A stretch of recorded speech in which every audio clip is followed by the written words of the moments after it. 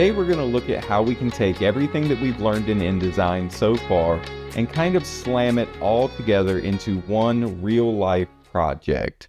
What you're looking at here is a tri-fold brochure for a motorcycle company. And we are going to take all of the assets that they've given us, starting with a blank document, and put it all together to look clean, professional, and what the client really wants it to look like. So this is our ultimate goal, but let's see how we get here. So starting inside of InDesign, we're going to need to look at our files first. Our client has given us a number of files to work with, and we need to figure out how to utilize these files in the best way possible. So the first thing they've sent us is a PDF with a lot of text. We're going to need to take this text, apply it to our actual brochure, and they've given us a lot of images to work with. So we can utilize these images to create what we want to create. Now, the first thing in any real InDesign project is we need to create a root folder that's going to work for everything that we create today. So let's start there. Let's organize our files so that we know what we're looking at. So underneath where it says images here in the folder that you downloaded, I want you to control click, right click. I want you to create a new folder. I tend to name this my first initial, last name, and whatever the project I'm working on. So I'm going to name it D_Trip_bike. I'd like you to name it the same. In this folder, we are going to create a complex folder system that allows us to navigate quickly and find the files that we are looking for. So I'm going to create one new folder right here, and I'm going to call this INDD. This is where my actual InDesign file is going to go. I'm going to create a new folder again, and this one I'm going to call resources. And resources are where I put my fonts or any brushes I may download. Anything that I may need to recreate this at a later time, I add into that resources folder. Create another new folder. We're going to call this text. This is where we're going to keep all of our text resources that the client may send us. I would also keep emails from the client in here as well. That way I've got track of all the updates that they may want. I'll create a new folder again, and I'll call this one images. And that's where I'm going to put all of the images that the client has given me. Now, on most computers, this organizes based on alphabet. So I don't want this to organize that way. I want to organize it a little different. I'm going to start with my INDD. And I'm going to add a 1 next to that. My images, I'm going to add a 2 next to that. And this will help keep this organized a little bit better. I'm going to add a 3 next to text and a 4 next to resources. Now I need to make the most important file that I'm going to have here, my final deliverables. I need a folder of where I'm going to put everything that I'm going to send to the client. So I'm going to hit 5. And I'm going to name that final deliverables. All right, now with these 5 folders made, I am going to make a couple of subfolders in here as well to keep myself organized. So in the images folder, I'm going to go over here and I'm going to create another new folder in here. This is where I'm going to keep my RGB images. And here I'm going to create another new folder, and this is where I'm going to keep my CMYK images. I want to make sure that all of my originals are saved, and if I'm doing anything for web, I want RGB versions of these images, and CMYK allows me to hold any assets that may be used in print. So I want both of those as an option. So this is my folder system. I just need to organize it a little better. So the first thing we're going to do is go grab our text option right here, and I'm going to drag that into my folder, adding the text to the text folder. And that's where I want that to live. The images folder, I'm going to grab all of these images right here. I'm going to select them all by clicking on the top, holding shift, clicking all the way to the bottom to select, and I'm going to copy these.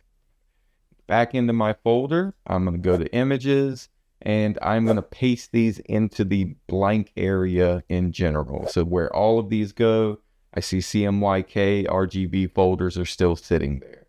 If I want to organize these again a little better, I can always add that 1 before CMYK, it'll jump it up, 2 before RGB, and that'll jump that up. So good. Now, when I look at the different images that I have here, I'll notice that most of them are JPEGs. There are a couple of PNGs in here as well. And then there's one file in here that's called an AI file.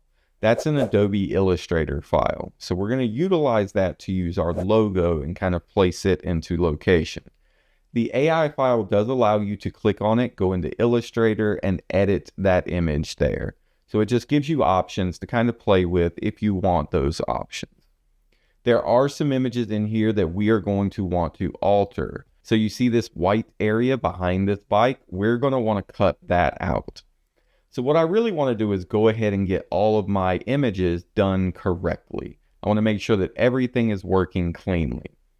So I'm going to grab all of my JPEGs, all of my PNGs. The only thing I'm not going to grab is that AI file. You see I can kind of hold Command, click on each one if I want, move them around how you want. And I'm going to open all of these images inside of Photoshop. So if you have no experience with Photoshop, what I'm going to do is fairly simple. You should be able to follow along just fine. If you have access to InDesign, you very likely have access to Photoshop, so that should work just fine for you. I'm going to drag all of these images from here down to my PS icon, that is Photoshop. You could do the same thing on Windows. It'll open it up the same way. Now I get all of my images opened up inside of Photoshop. And as I click around and kind of look at all of these images, I can see that they're all set to an RGB workspace. That means all of these images currently are RGB, which is good. I can go back to my folder system. I can move them into the RGB folder. So let's do that. Grabbing all of these images right here, I'm just going to drag them up to the RGB folder so they're all in there. I know that every image in that folder is RGB, so if I'm working on anything web for this client, I have options here. Now what I need to do is go back to Photoshop and I need to change all of these to CMYK. So what I can do is hit Image, Mode, and change it to CMYK right here. It's as simple as that. I'll hit OK, and it'll convert that image to CMYK. So just click on your images and go Image, Mode, CMYK. Now there are easier ways to do this. Of course, you could go and create an action for this. But with the limited amount of images we have and the fact that we only need to do this on these, I think it's just as simple to go in here and just click Image, Mode, CMYK.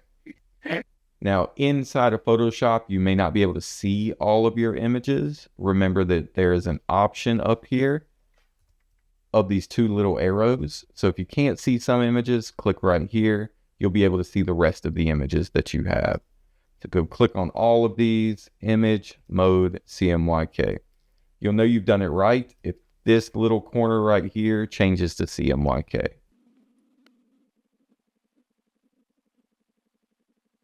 All right, once you have all of these images saved as CMYK, we can do some alterations to them if we want to. I know they're all CMYK now. I can go ahead and change some things that I may want to change. For example, on this image, I want to cut out this background. Not terribly difficult to do. We're just going to select the bike and create a layer mask on top. Before we do any of that though, I want to go through and save all of these images and save them into the CMYK folder. So let's hit File, Save As. Let's go into our CMYK folder and just save these images, just like that. You'll need to do that on each one. Shift Command S is the shortcut to save as. So you can very quickly just go through, Shift Command S, save to your CMYK folder, hit OK on that option that pops up. It doesn't need to be at its highest resolution, the maximum large file. You'll be fine right where it is.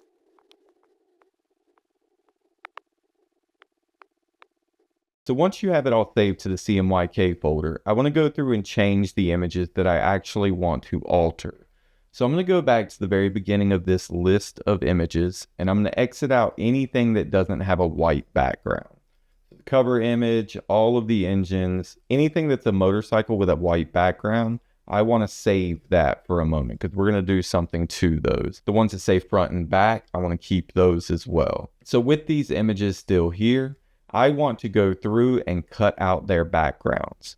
Now in Photoshop, I can select one of my selection tools right here. I'm going to utilize the quick selection tool here. So up in your control panel, you'll see an option that says select subject. You can go up to the very top menu, select, and then subject, and it'll make a pretty good selection of that bike. Most of these bikes, you're not going to have to fix anything. It should be as clean as that. Down in the bottom of my layers panel, I am going to come over here and click this option right here to create a layer mask. You'll see the layer mask pop on, and that image will now have an invisible background. I'm going to go through and I'm going to do that for each one of these. Now, if you find yourself having issues, remember you can add to your selection by clicking and dragging with this tool, or subtract from that selection by holding Option, clicking and dragging back over that. So if you need to clean up your bike a little bit, feel free to do so.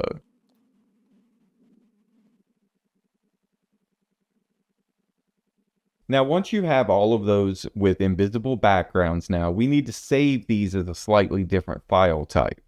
So these don't go in the CMYK folder or the RGB folder. We're actually going to make a new folder for these. So let's hit Shift Command S or File Save As. Now inside of your folder system, you'll have the CMYK and the RGB.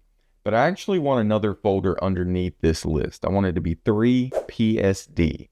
Now, if I click New Folder right here, it's going to place a new folder in the CMYK folder. So I'm going to click on the button for Images, and then I'm going to click New Folder. Here, I'm going to type in 3-PSD and create that folder. This is where I'm going to save all of the documents that we've just created. So I'm going to hit Save right here on Street Bob, and that'll place that file in that PSD folder. Once I've saved it, I can exit out of it. So again, Shift Command S, save each one of these into that PSD folder so that you've got it ready to go when we're starting to look at these images. The ultimate goal here really is to just have an invisible background. If they have an invisible background, they work just fine. There are other file types we could save this as. We could save this as a PNG if we wanted to, and that would give us a similar look. But the PSD is just more flexible and gives us options to come back and alter these images if we were to want to. So just make sure you've got them all saved into the PSD folder. All right. Now that we have all of our images saved correctly, we can go back to InDesign. We can go back to our folder system and just make sure that we've got everything we need. So right here, we have the InDesign file. We haven't saved it yet. We have the images, CMYK, RGB, and the PSDs that we're going to use. We also have this one right here that says AI. Just for simplicity's sake and organization, I'm going to make one more new folder, call it 4-AI, and I'll drag that logo into that folder. So that way everything's got a place. The text is in the text folder. The resources as they come in can go into the resources folder. And the final deliverables is where we'll save everything we send to the client. Good. Now, you should have opened up the IDML of the bike brochure. If you're on the 2026 version, you can open the INDD. They function the same way. Either one will work just fine. What you're going to have is a single document here. This is an A4 style document, and we just want to organize this so that we have it ready for our layout. So what we're going to do is create 6 total pages. Now the pages system always gives us pages as facing pages right off the bat. So I'm going to click this little plus symbol right here, and I'm going to create 6 total pages. So what you see at the top is a single page. That would be our front cover if we were creating a book. And then we have spreads underneath that, and then a final page at the bottom. This is not the organization system I want. I want this to be 3 pages by 3 pages. So let's go up to the top of the Pages panel and look for the Options button right here. I'm going to click on that, and I'm going to look for the option that says Allow Document Pages to Shuffle. If this is checked, like I currently have, as I move pages around, it just organizes them differently. It moves pages in that same organization system. So going back to that and unchecking Allow Document Pages to Shuffle, will allow me to put pages beside each other, around each other, so that I get a 3-page spread. Anything you do here will reflect in the actual document. So you see we now have 3 pages side by side. So I'm going to go through and I'm going to organize this.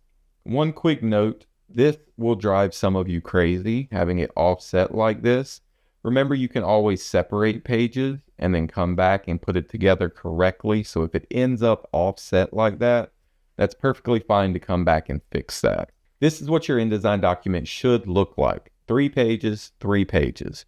We're going to kind of play around with this and do some different things with it, but this is our home document. So we're going to take this file right here, and we're going to save it into the folder that it needs to be.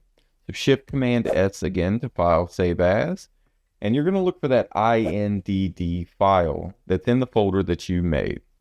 Right here is where you're going to save that InDesign file. So just hit Save. I'm going to hit Replace because mine's already in there.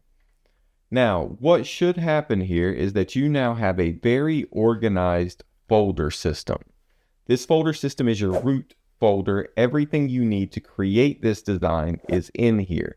If you lose this folder or move this folder later after we start adding stuff to it, you're going to end up in a big problem. What I would recommend and what I'm going to do is I'm going to take this folder right here out of the folder that I've given you today. I'm going to take this folder and drag it to my desktop. So I'm going to grab this and just drag it over here to my desktop so that I can work on it from here. By having it on my desktop, I can quickly find it, I can quickly organize it. Now, if you've done what I've done today, creating your actual file and organizing your root file to look correct and be on your desktop, then you are ready to go when it comes to making this project. When it comes to InDesign, project organization, project management is half the battle. So now that we've altered all of our resources, got them in the right place, they're going to be easy to find, and that's going to make life easier when I start working inside of the actual project. So that's your daily dose of design. If this helped you in any way, please like, subscribe to the channel. I always appreciate it. Otherwise, we'll see you in the next one.